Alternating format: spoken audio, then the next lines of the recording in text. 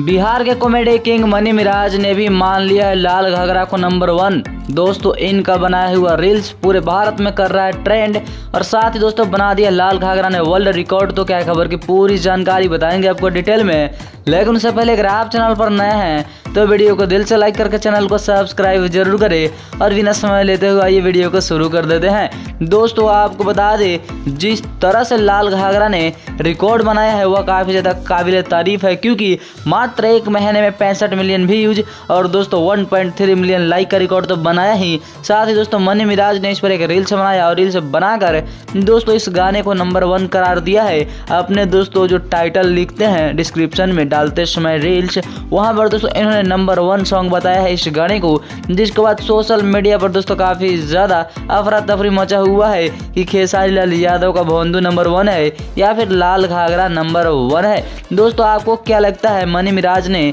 जो गाना चुना है लाल घाघरा, क्या वाकई नंबर 1 सॉन्ग है या फिर भोंदू नंबर 1 है? कमेंट में बताइएगा। और आपके अनुसार क्या लाल घाघरा आने वाले समय में 1 बिलियन जा सकता है या फिर 100 मिलियन जाते जाते हैं रुक जाएगा यह गाना? यह भी आपको कमेंट बॉक्स में बताना है। और इसी तरह की जानकारी के लिए जानने के लिए चैनल को सब्सक्राइब जरूर करें, क्योंकि आपको यहाँ पर पावर स्टार पवन सिंह से जुड़ी सारी जानकारी यहाँ मिलती रहेगी।